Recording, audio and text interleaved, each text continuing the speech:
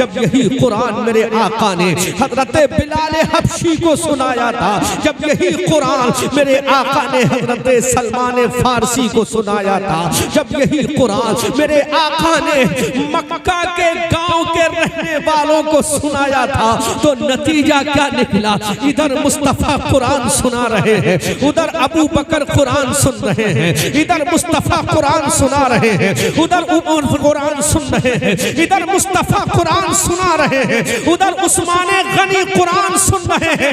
تو دنیا نے دیکھا سنانے والا آمنہ کا لال تھا اور سننے والا ابو بکر تھا، تو کائنات نے دیکھا جس نے قرآن کو سن کر عمل کر لیا وہ دنیا میں صدیق اکبر بن گیا، وہ فاروق اعظم بن گیا، وہ عثمان غنی بن گیا، وہ علی مرتضی شیر خدا فاتح نعرہ تکبیر۔ بھائی بہت اچھا خطاب رہو، جیسا خطاب ویسے دار ہونا چاہیے، محبت سے بولیے نعرہ تکبیر، نعرہ رسالت، مسلک اعلیٰ حضرت، فیضان اعلیٰ حضرت، فیضان حضور مفتی اعظم ہند، فیضان حضور تاج الشریعہ حضرت علامہ مفتی احسن صاحب قبلہ۔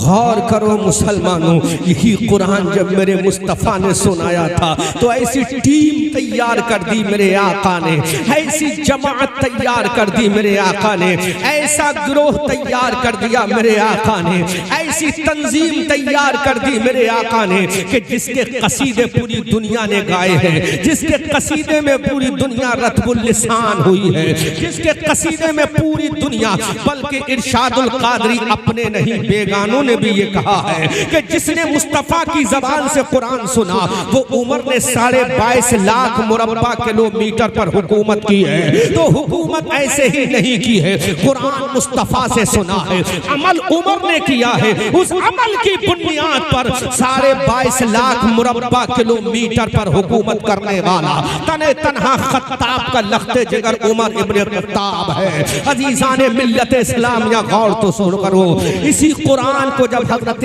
علی نے سنا، مصطفیٰ کی زبان سے سنا، تو حضرت علی نے تنہا سنا ہی نہیں بلکہ ایک ایک حرف پر عمل کیا، ایک ایک سینٹنس پر عمل کیا، قرآن کی ایک ایک آیت پر عمل کیا۔ جب حضرت علی نے عمل کیا تو نتیجہ کیا نکلا؟ انا مدینۃ العلم وعلی بابھا، وعلی بابھا کی تفسیر حضرت علی بنتے چلے گئے۔ اسی قرآن کو جب حضرت حسین نے سنا تو نتیجہ کیا نکلا؟ جنتی جوانوں کے امام بن گئے۔ اسی قرآن کو جب حضرت بلال حبشی نے سنا تو بلال حبشی کعبے کی چھت پہ کھڑے ہونے والے مؤذن بن گئے۔ اور بلکہ بخاری کی حدیث ہے، بخاری کی حدیث میں آقا نے فرمایا قال النبی صلی اللہ تعالی علیہ وسلم سمعت دفان علیک بین یدی فی الجنہ۔ یہ بخاری کی حدیث ہے، حضرت رسول پاک فرماتے ہیں میں نے بلال کے قدموں کی آواز جنت میں سنی ہے۔ اللہ اکبر کبیرہ، یہ وہ کتاب ہے جو کتاب اللہ کے بعد سب سے افضل و اعلیٰ ہے۔ اس میں آقا نے فرمایا میں نے بلال کے قدموں کی آواز کو سنا ہے۔ اب سوچو اس قرآن پر عمل کرنے کے بعد بلال چلے تو زمین پر اور آواز سنائی دے جنت میں، بلال چلے دھرتی پر آواز سنائی دے جنت میں۔ اندازہ کرو قرآن پہ عمل کا نتیجہ کیا نکلا، قرآن پہ عمل کرنے کا ثمرہ کیا نکلا۔ عزیزان ملت اسلامیہ، اسی قرآن کو جب حضرت عبد القادر نے پڑھا تھا تو دنیا نے دیکھا غوث اعظم وہی بنے تھے۔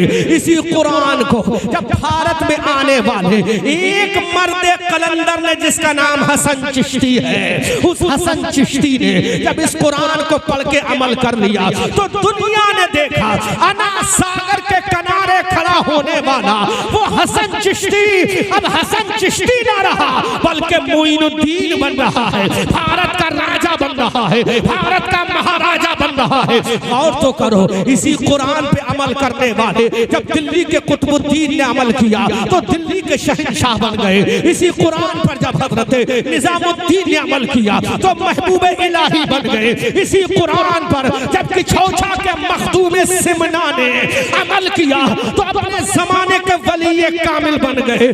اسی قرآن پر جب بریلی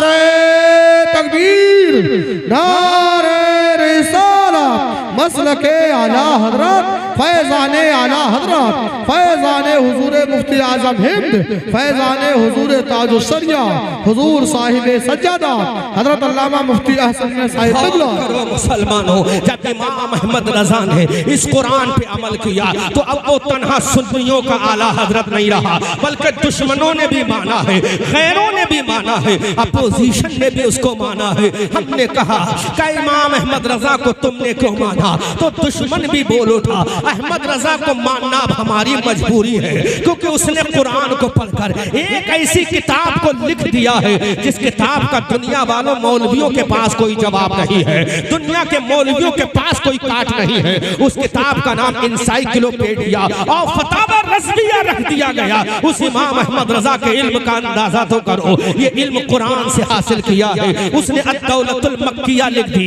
ये इल्म कुरान से हासिल किया है। उसने ऐसी ऐसी किताबें लिखी। मैं पूछना चाहता हूँ मुसलमानों, आखिर ये कहाँ से आ गया? यही कुरान की बरकत थी। अब वो मेरी बात याद रखो, जिस लिखने वाले ने लिखा था ये सब कुछ उसके सामने था।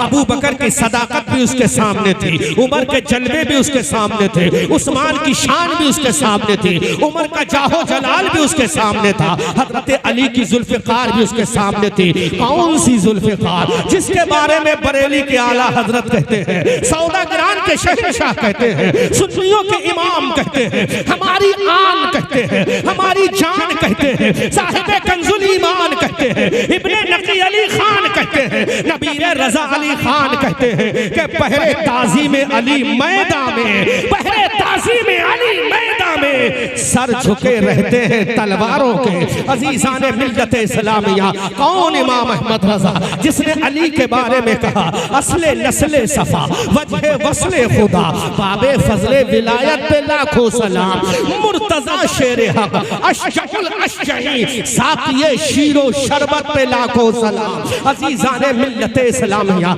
इसी कुरान पे जब अमल किया तो लिखने वाले के सामने अली की जुल्फ़िकार भी थी, लिखने वाले के सामने हजरत बिलाल का सब्र भी था, लिखने वाले के सामने हजरत सुमैया की कुर्बानी भी थी, लिखने वाले के सामने हजरत अम्मार का सब्र भी था, लिखने वाले के सामने हजरत यासिर की जाबाजिया भी थी, लिखने वाले के सामने सहाबा की अजमत भी थी, ताबई का प्यार भी था। अब उस लिखने वाले ने इस उम्मत को पैगाम दिया, दरसे कुरान, दरसे कुरान, दरसे कुरान।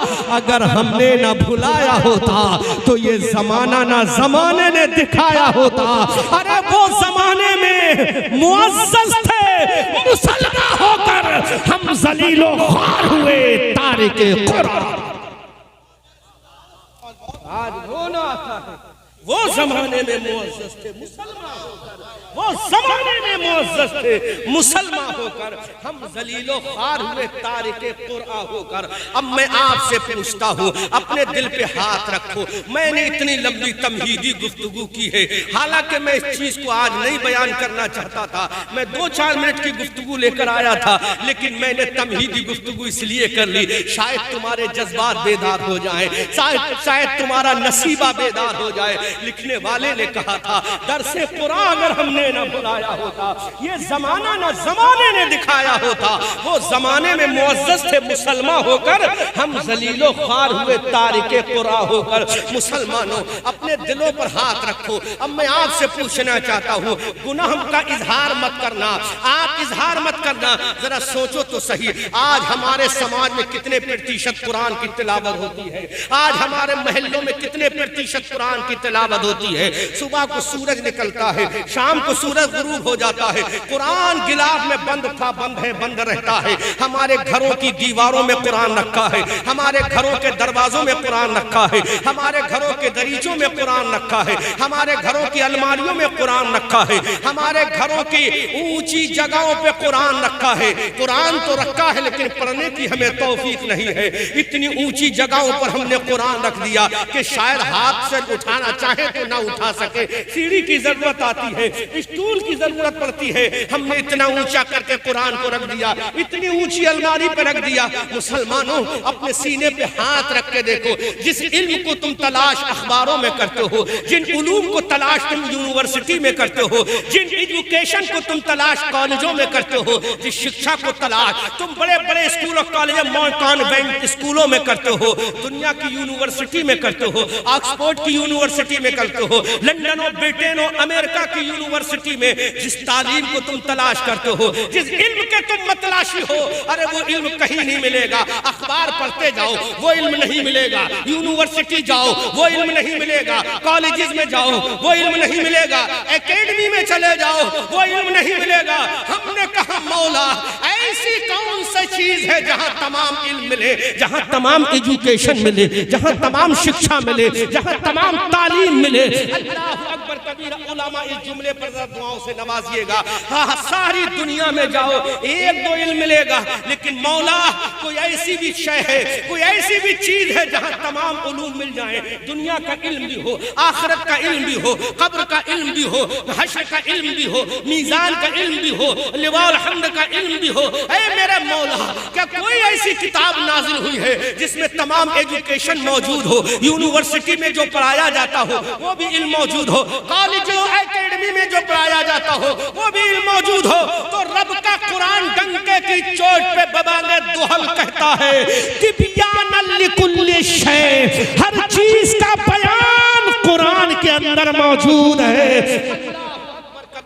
اب مسلمانوں ذرا غور تو کرو، ہر چیز کا بیان قرآن میں موجود ہے۔ تبیانا لکل شے، ان حفاظ سے پوچھو یہ قرآن کی آیت ہے، ان علماء سے پوچھو یہ قرآن کی آیت ہے، ان قاریوں سے پوچھو یہ قرآن کی آیت ہے۔ تبیانا لکل شے، ہر چیز کا بیان قرآن میں موجود ہے۔ ولا رطب ولا یابس الا فی کتاب مبین، ہر خشکی کا بیان قرآن میں ہے، ہر طری کا بیان قرآن میں ہے۔ اللہ اکبر کبیرہ۔ اب اندازہ کرو مسلمانوں، جس قرآن کو ہمیں پڑھنا تھا اس قرآن کو ہم نے چھوڑ دیا۔ ارے اخبار ہمیں خبر دے گا تو جھوٹی دے گا، لیکن قرآن خبر دے گا تو سچی دے گا، قرآن خبر دے گا تو سچی دے گا۔ اللہ اکبر کبیرہ۔